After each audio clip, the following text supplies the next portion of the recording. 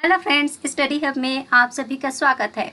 Geography में आज की क्लास में एक इम्पॉर्टेंट टॉपिक पढ़ेंगे जिसका टॉपिक है सोलर मंडल यानी सौर मंडल। तो आइए आज का क्लास स्टार्ट करते हैं। तो सोलर मंडल में हम आज प्लैनेट्स के बारे में पढ़ेंगे यानी ग्रह के बारे में। तो ये ग्रह कौन कौन सा है और उसके बारे में जो पढ़ेंगे उनका।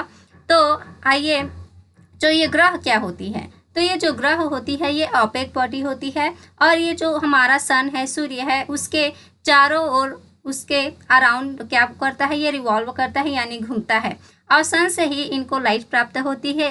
जैसे हम देख सकते हैं कि हमारी पृथ्वी में जो लाइट आती है ये कहाँ से आती है, तो ये जो लाइट आती है ये आती है सूर्य से।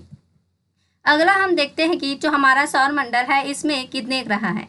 तो वर्तमान में हम बात करें तो हमारा जो सोलर सिस्टम है इसमें 8 ग्रह है यानी 8 प्लैनेट हैं। और इनका नाम क्या क्या है, तो सोलर सिस्टम में जो ग्रह है उनका नाम है मरकरी, जिसे हम हिंदी में बुध कहते हैं, Venus, Shukra, Earth, Prithvi, Mars, Mangal, Jupiter, Brihaspati, Saturn, Shani, Uranus, Arun, Neptune, Varun. तो ये 8 हमारा जो सोलर मंडल है उसमें ये 8 ग्रह हैं। जो ये 8 ग्रह है यदि हम सीक्वेंस से यदि करें कि ये सन से डिस्टेंस के अकॉर्डिंग यानी दूरी के हिसाब से इनका क्रम क्या हो सकता है, तो इनका जो क्रम है ये है, जो सन है उसके सबसे पास में क्या है, मरकरी है यानी बुध है। उसके बाद क्या है, वीनस है यानी शुक्र है। उसके बाद धरती है यानी जो हम पृथ्वी बोलते हैं, हमारा जो अर्थ है, ये सूर्य से दूरी के हिसाब से तीसरे नंबर का ग्रह है। उसके बाद है Mars, Mangal, Jupiter, Brihaspati, Saturn, Shani, Uranus, Arun, Neptune, Varun. तो ये 8 जो ग्रह है इसको हम डिस्टेंस के हिसाब से ऐसा देख सकते हैं। और यदि इनके साइज के आकार, यदि इनके साइज यानी आकार के हिसाब से यदि बात करें तो इसमें जो सबसे बड़ा ग्रह है ये है जुपिटर यानी बृहस्पति। उसके बाद है सैटर्न, शनि। उसके बाद है यूरेनस, अरुण, नेपच्यून, वरुण, अर्थ, पृथ्वी। यानी हम देख सकते हैं कि जो हमारी पृथ्वी है ये 5वां सबसे बड़ा ग्रह है हमारे सौर मंडल में। उसके बाद है वीनस, शुक्र, मार्स, मंगल, मरकरी, बुध। यानी हमारा जो सौर मंडल है इसमें सबसे बड़ा ग्रह कौन सा है, तो जुपिटर यानी जो बृहस्पति है ये सबसे बड़ा ग्रह है। और सबसे छोटा ग्रह कौन सा है, मरकरी यानी बुध सबसे छोटा ग्रह है हमारे सौर मंडल का। क्लासिफिकेशन के बारे में बात करें तो क्लासिफिकेशन में हम प्लैनेट्स को 2 तरीकों से डिवाइड कर सकते हैं। एक होता है टेरेस्ट्रियल प्लैनेट्स और एक है जोवियन प्लैनेट।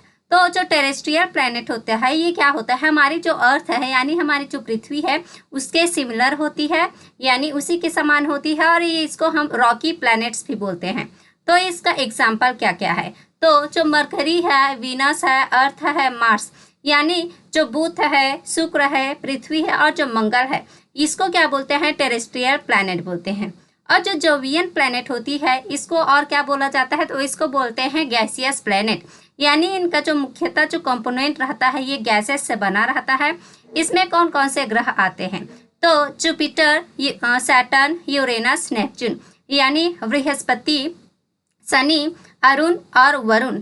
ये क्या होता है, ये जोवियन प्लैनेट बोलते हैं या फिर इसको गैसियस प्लैनेट बोलते हैं। और क्लासिफिकेशन में प्लैनेट के हम इसको इनर प्लैनेट या आउटर प्लैनेट के हिसाब से भी डिवाइड करते हैं। तो जो इनर प्लैनेट होती है ये क्या होती है, तो जो मरकरी है, वीनस है, अर्थ है, मार्स है यानी जो बुध है, शुक्र है, पृथ्वी है और मंगल है, इसे हम इनर प्लैनेट बोलते हैं। और आउटर प्लैनेट किसको बोलते हैं, तो जुपिटर, सैटर्न, यूरेनस, नेपच्यून यानी बृहस्पति, शनि, अरुण और वरुण, इसको आउटर प्लैनेट कहा जाता है। तो ये जो डिवीज़न होता है इसमें हम किस आधार पर इसको डिवाइड करते हैं, तो जो इनर प्लैनेट्स होता है ये सन के नियरर होता है यानी सन के पास होता है। और जो आउटर प्लैनेट होते हैं ये फार अवे फ्रॉम दी सन होते हैं यानी सन से इनकी जो दूरी है ये ज़्यादा होती है। जो इनर प्लैनेट होते हैं ये फास्टर मूव करते हैं यानी इनकी गति तीव्र होती है। साथ ही साथ जो पीरियड ऑफ रिवॉल्यूशन है यानी जो ग्रह को सूर्य के चारों चक्कर लगाने में जितना टाइम लगता है ये क्या रहता है, कम रहता है, शॉर्टर रहता है। और जो आउटर प्लैनेट रहते हैं इसमें यदि हम देखते हैं तो इनका जो स्पीड रहता है ये मूव थोड़ी स्लो करते हैं। यदि इनर प्लैनेट से यदि कंपैरिजन करें तो इनका जो मूव है ये स्लो रहता है। साथ ही साथ जो इनका पीरियड ऑफ रिवॉल्यूशन रहता है ये क्या रहता है, ये लॉन्गर रहता है, बड़ा रहता है। जो इनर प्लैनेट्स हैं ये सब थिन, इनके पास क्या रहता है, इनका जो क्रस्ट रहता है ये थिन रॉकी से बना रहता है, यानी जो पत्थरों से बना रहता है। जो आउटर प्लैनेट रहता है ये सब क्या रहता है, गैसियस बॉडी रहती है, यानी गैसेस से बनी रहती है। जो इनर प्लैनेट है इनका जो मेंटल रहता है, यानी हम जो देखते हैं कि जैसे हमारा अर्थ को यदि हम लोग डिवाइड करते हैं, इंटीरियर को देखते हैं तो इसके इंटीरियर में कोर रहता है, फिर मेंटल होता है, फिर क्रस्ट होता है। तो इनका जो मेंटल होता है इसमें क्या रहता है, रिच आयरन होता है और मैग्नीशियम रहता है, यानी हमारा जो मेंटल है इसमें आयरन और मैग्नीशियम की मात्रा ज़्यादा रहती है। और जो कोर रहता है वहाँ पर मोल्टन मेटल मिलता है, यानी जो घुलनशील जो मेटल होती है, जो मोल्टन यदि लिक्विड फॉर्म में हमें मिलती है। साथ ही साथ जो आउटर प्लैनेट होती है ये क्या किससे बना रहता है, तो ये गैसेस से बना रहता है। इसमें जो मेटल की मात्रा इसमें मेटल की मात्रा नहीं रहती है। जो इनर प्लैनेट्स रहता है ये क्या रहता है, इसका जो एटमॉस्फेयर रहता है इसमें थिन एटमॉस्फेयर पाया जाता है। और जो आउटर प्लैनेट रहते हैं इसमें एटमॉस्फेयर के नाम पर क्या रहता है, एक रिंग सिस्टम रहता है अराउंड देम, यानी जो प्लैनेट है इसके चारों ओर हमें एक रिंग सिस्टम मिलता है आउटर प्लैनेट्स के। जो इनर प्लैनेट है इसमें जो नेचुरल सैटेलाइट है, यानी जैसे हमारी पृथ्वी की बात करें तो पृथ्वी की जो नेचुरल सैटेलाइट कौन है, मून है, यानी चंद्रमा है। तो वैसे ही जो इनर प्लैनेट है इनके पास या तो नेचुरल सैटेलाइट बहुत कम होते हैं या फिर नहीं होते हैं। लेकिन जो आउटर प्लैनेट रहते हैं इनके पास large number of natural satellite रहता है, यानी इनके पास जो मून है, जो नेचुरल सैटेलाइट है, इनकी जो संख्या है ये ज़्यादा होती है आउटर प्लैनेट के पास। और इसी में हम देखते हैं कि ये एस्टेरॉइड बेल्ट क्या होती है। तो एस्टेरॉइड बेल्ट जो होती है ये होती है मार्स और जुपिटर के बीच में, यानी जो हमारा मंगल ग्रह है और जो बृहस्पति ग्रह है इनके बीच में ये एस्टेरॉइड बेल्ट पाया जाता है। इसमें जो छोटे छोटे जो पत्थर, बहुत सारे पत्थरों का ये कलेक्शन रहता है और ये सूर्य के चारों ओर इसी ऑर्बिट में, मार्स और जुपिटर के बीच के ऑर्बिट में ये सूर्य के चारों ओर रिवॉल्व करते हैं। तो ये group of large number of Rocky जो पत्थर रहता है उनका ये कलेक्शन होता है। अगला हम देखते हैं कि जो हमने बात की कि जो इनर प्लैनेट होती है, आउटर प्लैनेट होती है, ये कहाँ कहाँ पर सिचुएटेड होती है।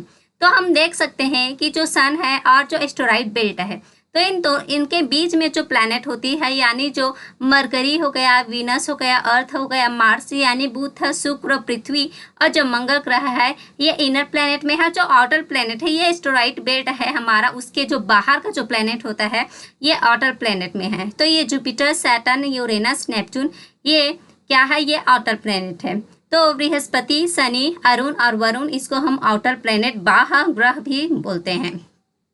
जो इंटीरियर ऑफ प्लैनेट के बारे में हमने पढ़ा था, देखा था, तो ये जो इंटीरियर ऑफ प्लैनेट होता है तो हम देख सकते हैं कि जो मरकरी है, वीनस है, अर्थ है और जो मार्स है इसमें क्रस्ट, मेंटल और कोर पाया जाता है। और ये तीनों में जो मेंटल रहता है और कोर रहता है, यहाँ पर मेटल मिलता है, जैसे जो मैग्नीशियम हो गया, आयरन हो गया, ये सब मात्रा में यहाँ पर ये सब की मात्रा पाई जाती है।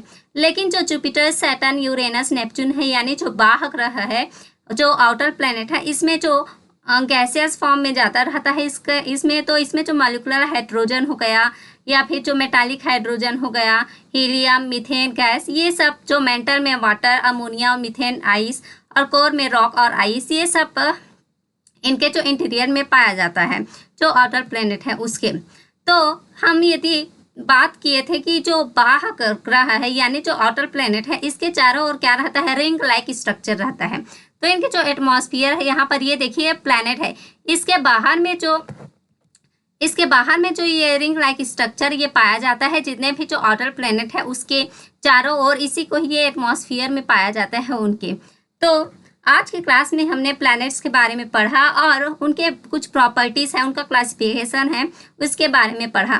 तो आज का क्लास यदि आपको अच्छा लगा तो प्लीज़ इसे लाइक करें, शेयर करें और मेरे चैनल को सब्सक्राइब करना ना भूलें। Thanks for watching this video.